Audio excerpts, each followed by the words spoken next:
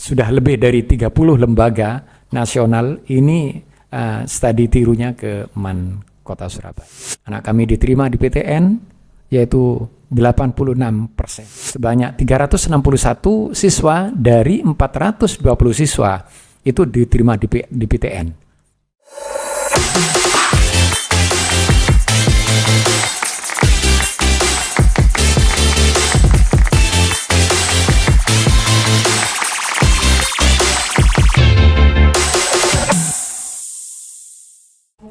Assalamualaikum warahmatullahi wabarakatuh. Halo Sobat Mansa semuanya. Kali ini kita datang di podcast Suara Mansa yang pertama. Artinya ini adalah podcast perdana di MAN Kota Surabaya ini. Dengan judul Kreativitas Menciptakan Inovasi untuk Mansa yang Maju dan Toleran. Nah teman-teman semuanya, karena ini adalah podcast yang perdana, tentu saja podcast ini podcast spesial. Jadi untuk membuka podcast kali ini, saya akan membukanya dengan pantun. Pergi ke pasar membeli semangka, saat dimakan enak rasanya. Halo semua warga MAN Kota Surabaya, selamat datang di podcast perdana Suara Mansa. Nah, di podcast perdana kita kali ini, kita kedatangan salah satu bintang tamu spesial kita nih. Semua warga MAN Kota Surabaya pasti kenal dengan beliau. Ya, beliau adalah Kepala Madrasah MAN Kota Surabaya. Beliau adalah Dr. Andes Haji Fathur Rahman MPD. Assalamualaikum Bapak. Waalaikumsalam warahmatullahi wabarakatuh. Bagaimana kabarnya Pak? Alhamdulillah sehat, bahagia selalu. Alhamdulillah. Hari ini ada kesibukan apa Pak? Tadi sempat mengikuti rapat di Jombang, Wilker Kota Surabaya. Alhamdulillah. Itu dalam rangka apa Pak? Dalam rangka koordinasi untuk kegiatan madrasah di wilayah Wilker Surabaya. Berarti sebagai kepala madrasah ini banyak kegiatan ya Pak? Full, banyak sekali. Alhamdulillah, semoga tetap sehat harus ya bisa Pak. Membagi waktu. Iya benar ya Pak. Ya. Nah di podcast kali ini Pak, sebagai kepala madrasah, Bapak kepala madrasah dari tahun berapa sih? Saya di MAN Kota Surabaya ini sejak 2017 sampai dari saat 2017. ini. Ya. Berarti 8 tahun sudah jalan. 8 tahun, iya betul. 8 tahun. Ya. Nah, Bapak dari tahun 2017 itu bagaimana perkembangan MAN Surabaya ini dari masa ke masa Pak? Perkembangan untuk MAN Kota Surabaya ini sangat meyakinkan. Alhamdulillah kami sangat bersyukur atas kerja bersama yaitu dengan teman-teman guru, staf TU dan juga orang tua. Yang mana perkembangannya sangat luar biasa dari tahun ke tahun dibuktikan dengan kecintaan masyarakat ke MAN Surabaya ini dengan memasukkan putra-putrinya ke MAN Surabaya ini dari tahun ke tahun sangat luar biasa. Kita menolak lebih banyak yang ditolak dibandingkan yang diterima siswa yang daftar ke MAN Surabaya ini. Yang kedua, juga peningkatan sarana prasarana yang sangat luar biasa di MAN Kota Surabaya ini. Kalau saya dulu datang ke sini, saya anggap ini adalah MAN Kota Surabaya ini kayak SD Impres, dan itu memang sebutan oleh Pak Kakanwil kita dulu. Ini MAN Surabaya ini kok kayak SD Impres, itulah kenyataannya. Tetapi dari tahun ke tahun kami alhamdulillah selalu mendapatkan bantuan SBSN sehingga kami bisa membangun MAN Kota Surabaya ini secara fisiknya atau sarana prasarananya sehingga anak-anak MAN Kota Surabaya ini untuk belajar itu sangat nyaman di MAN Kota Surabaya ini. Kemudian juga peningkatan kualitas guru otomatis kami terus selalu mendorong atas kualitas guru dari MAN Kota Surabaya ini. Kami selalu mengadakan apakah itu BIMTEK atau mungkin itu workshop atau diklat itu untuk peningkatan kualitas dari guru-guru MAN Kota Surabaya. Dan di samping itu ya juga teman-teman kami harapkan dan memang kami dorong untuk mengikuti kegiatan-kegiatan baik itu secara mandiri ataupun secara berkelompok. Itu kami minta kepada teman-teman untuk peningkatan kualitas dirinya, baik itu dengan diklat ataupun dengan workshop. Kemudian juga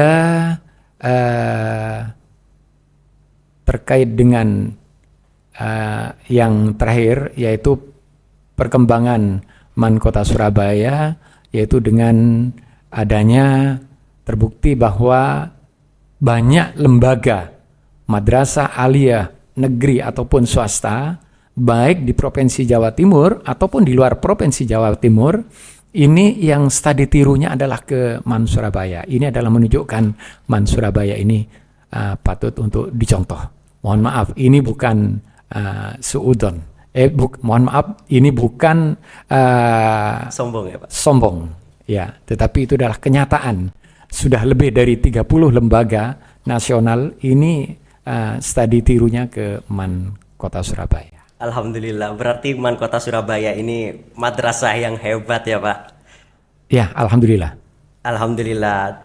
Tidak hanya dari sarana prasarana yang memadai, yang berkualitas tinggi, Pak Fatur juga telah memberikan penjelasan bahwasanya guru-guru tenaga pendidik di MAN Kota Surabaya ini juga hebat-hebat ya Pak? Ya, harus hebat-hebat karena mereka ya tadi harus mengikuti workshop di dalam ataupun di luar. Iya Pak. Juga tentang siswa-siswinya MAN Kota Surabaya ini, bagaimana Pak prestasi-prestasinya? Prestasi siswa-siswi MAN Kota Surabaya juga sangat luar biasa.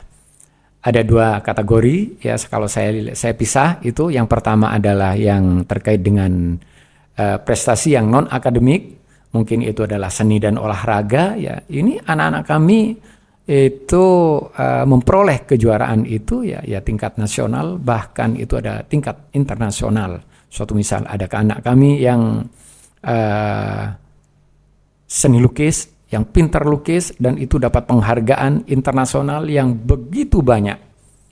Itu mendapat penghargaan internasional, sehingga juga dengan banyaknya penghargaan yang internasional itu, sehingga Mendiknas Pak Nadiem itu juga memberikan penghargaan terhadap anak kami. Kemudian yang kedua adalah prestasi yang akademik. Nah, ini prestasi yang akademik ini sangat luar biasa, utamanya 4 tahun yang terakhir ini anak-anak kami itu sangat luar biasa yang diterima di PTN dan di luar negeri. Yang di PTN dari tahun ke tahun itu sangat luar biasa peningkatannya. Kalau 4 tahun yang lalu anak kami itu diterima di PTN itu hanya 65,5%. Kemudian tahun berikutnya atau 3 tahun yang kemarin itu menjadi 70,5% yang diterima di PTN. Kemudian 2 tahun yang lalu anak kami itu diterima di PTN adalah 77,5%. Kalau tahun ini yang kemarin lulus ini sebenarnya kami programkan adalah minimal ada 80%, ternyata sangat luar biasa. Anak kami diterima di PTN yaitu 86%. Itu sangat luar biasa sekali. Yaitu sebanyak 361 siswa dari 420 siswa itu diterima di PTN. UNER itu numpuk anak-anak kami di UNER. Kemudian di UNESA, di ITS, itu anak-anak kami numpuk di sana. Di UPN, itu juga banyak sekali anak-anak kami di sana. Di UINSA juga banyak. Dan bahkan ya juga karena mungkin wilayah Surabaya, sehingga anak kami itu sedikit yang ngambil di UB, tetapi ada di UB. Kemudian juga di UGM atau di PTN yang di luar, yang top-top itu juga anak-anak kami ini ada di sana. Itu adalah yang sangat menggembirakan bagi kami. Kemudian olimpiade kayak yang terakhir kemarin itu anak kami mendapat penghargaan dari UNER, yaitu olimpiade atau debat bahasa Inggris tentang hukum. 2 tahun ini selalu piala bergilir dari Menkumham itu kena anak dari MAN Kota Surabaya. Sekira itu. Iya Pak, saya juga dengar Pak tentang kabar dari Labibah itu Pak, Kak Labibah yang dia itu awalnya mengikuti program pertukaran pelajar ya Pak? Iya. Kemana betul. itu Pak? Pertukaran pelajar Nanda Habibah itu di Amerika selama 1 tahun. Dia tahun di belajar, ya pertukaran pelajar di Amerika selama 1 tahun. Sebenarnya saya kasih pilihan pada Abibah, Nanda, apakah itu akan terus ataukah mau cuti? Ternyata Nanda itu ngambil yang cuti. Sebenarnya kami mau fasilitasi karena zamannya sekarang kita bisa belajar itu dengan online lewat jarak jauh itu, tetapi Nanda tersebut ngambil yang cuti untuk selama 1 tahun itu. Dan juga Kak Labibah yang menang lomba debat bahasa Inggris itu, Pak. Betul. Anak tersebut sekali, juga dapat the best di dalam dialognya dengan menggunakan bahasa Inggris. Iya, Pak. Mungkin Bapak bisa memberikan salah satu contoh lagi siswa berprestasi di bidang akademik atau non akademik. Anak kami ada yang diterima di luar negeri. Ternyata Nanda tersebut itu diterima di 7 perguruan tinggi di luar negeri, 7, yaitu Pak. 5 di Australia, kemudian di 2 perguruan tinggi di Kanada. Namun Nanda kita yang namanya siapa itu ngambil yang di Kanada. Sekarang Nanda tersebut sudah berada di Kanada, belajar di sana. Alhamdulillah. Jadi ini sebenarnya mematahkan stereotip dari orang-orang, di mana banyak sekali siswa-siswa itu kalau misal masuk MAN itu kepikirannya PTN-nya bakal ke UIN, Pak. Itu pemikiran yang ketinggalan, ya. Iya. Ternyata anak-anak kami itu UIN itu adalah pemilihan yang nomor sekian. Ya, enggak tahu. Utamanya yang tahun ini ke UIN itu hanya 60 anak. Dari 361 itu hanya 60 anak yang ngambil di UIN. Justru lebih banyak yang di UNER, kemudian UNESA. UNESA itu kalau nggak salah 91, kemudian ya juga di veteran itu banyak. Ya, jadi berarti ini membuktikan kepada teman-teman semuanya bahwasanya masuk ke MAN ini PTN-nya gak cuma di UIN, tapi juga bisa mengejar PTN favorit dari teman-teman semuanya. Nah, kan tentu saja banyak sekali prestasi-prestasi dari siswa MAN Kota Surabaya ini ya, Pak. Nah, Bapak sebagai kepala madrasah, bagaimana sih caranya meningkatkan prestasi siswa itu, Pak? Di dalam meningkatkan prestasi siswa, ya tidak terlepas yang pertama tadi kita dorong, yaitu gurunya harus berprestasi.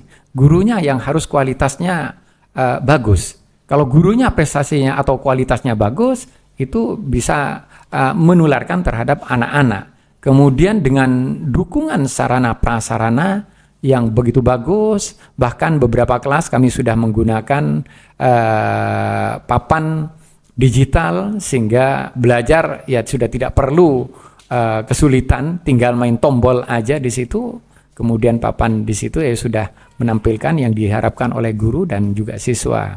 Itu sangat mendukung. Itu dari Sarpras. Kemudian juga kami dorong, kami selalu memberi motivasi terhadap anak-anak untuk terus belajar, yaitu Iqra, sebagaimana kita tahu di dalam Islam, Iqra, dan Iqra itu adalah kuncinya untuk anak-anak kita. Dan tidak terlepas, ya kita harus kerjasama dengan orang tua, karena anak-anak kita ini waktunya itu adalah lebih banyak di rumah dibandingkan yang dengan ada di madrasah ini.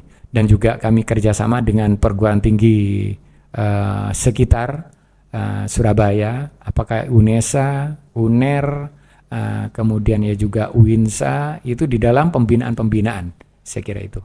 Ya, berarti MAN Kota Surabaya ini sangat amat keren sekali bagaimana Bapak Fatur sebagai kepala madrasah meningkatkan prestasi siswanya.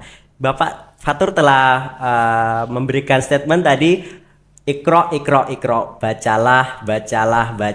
Itu adalah salah satu cara untuk meningkatkan prestasi. Karena memang teman-teman, literasi itu sangat dibutuhkan agar kita dapat meraih prestasi-prestasi yang kita inginkan. Nah, mengenai program podcast ini, Pak, ini kan program podcast perdana. Artinya yang pertama kali nih, Pak. Ini program yang ada karena madrasah Man Kota Surabaya ini terus berinovasi, akhirnya memunculkan podcast seperti ini. Nah, bagaimana tanggapan Pak Fatur terkait podcast perdana kali ini? Iya, sebenarnya sudah lama, ini cuman baru terwujud ya, inovasi ini. Namun walaupun itu dalam waktu yang singkat, tetapi ini karena kerjasama kita dengan komite, akhirnya segala sesuatu disiapkan oleh komite, ya, sehingga podcast ini kita walaupun apa adanya sementara ini, tetapi ini terus kita tingkatkan ya, segala sarana prasarananya. Ini adalah merupakan hal yang bagus sekali untuk Man Kota Surabaya, karena banyak orang di luar sana itu tidak kenal dengan Man Kota Surabaya, dan bahkan apalagi terkait dengan prestasi yang telah diperoleh oleh Man Kota Surabaya. Dengan adanya inovasi ini, dengan adanya podcast ini, insya Allah nanti masyarakat akan lebih dekat, lebih mengenal Man Kota Surabaya, dan juga sebagai ajang kreasi siswa nantinya dan guru untuk menyampaikan sesuatu itu lewat podcast ini. Saya kira itu. Ya, alhamdulillah saya melihat ini ruang podcastnya bagus sekali. Walaupun tadi kata Pak Fatur ini baru seadanya, tapi sudah bagus banget ini Pak. Alhamdulillah. Iya. Nah, terkait program lagi nih Pak, salah satunya dari Man Kota Surabaya ini memiliki prestasi akhir-akhir ini tentang moderasi beragama. Iya. Nah, kepada Pak Fatur saya ingin bertanya, bagaimana peran madrasah dalam moderasi beragama ini?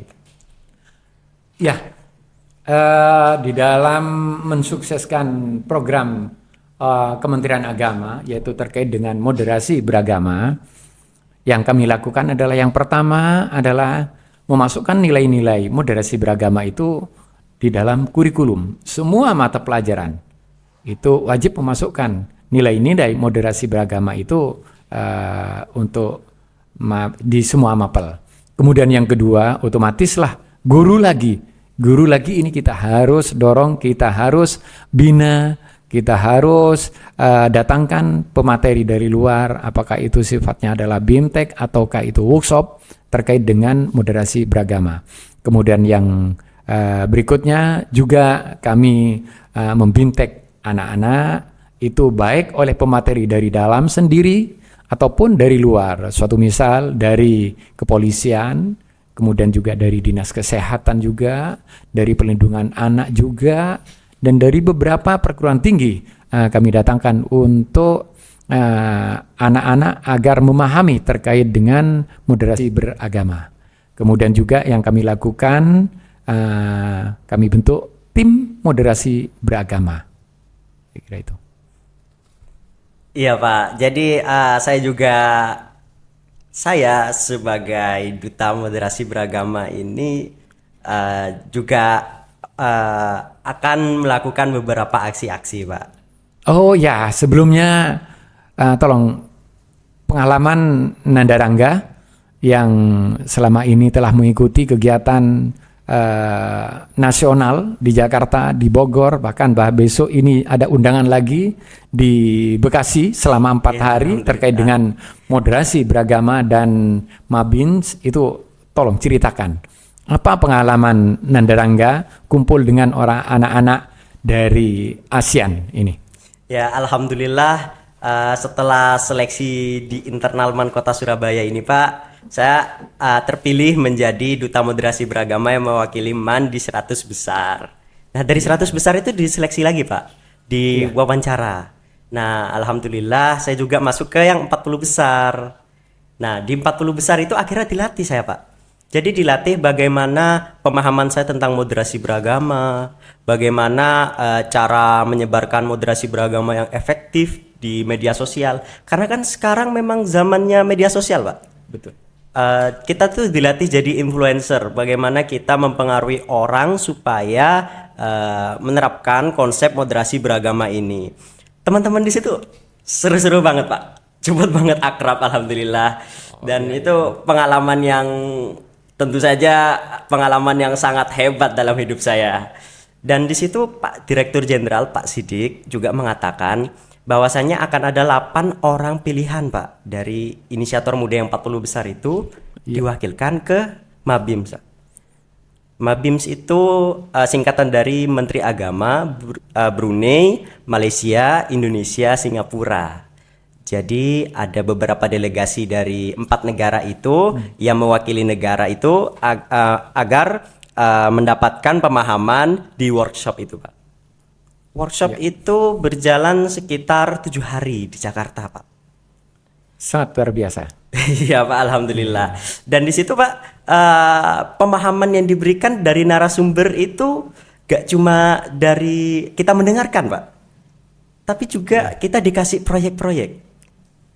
Semisal contohnya ketika materi tentang problem solving, di situ kita bermain peran, Pak. Jadi ada yang menjadi umat yang bentrok, misal umat Kristiani sama umat Islam terkait IMB atau perizinan gereja itu, Pak. Ada juga yang jadi mediatornya. Dan alhamdulillah saya yang jadi mediatornya. Oh, luar biasa, luar biasa. Iya. Iya, alhamdulillah bisa dipercaya, Pak. Nah, jadi di situ mereka bermain peran, mereka berdua ini yang kelompok Muslim sama kelompok Kristen di sini saling berdebat lah, Pak, tentang perizinan itu.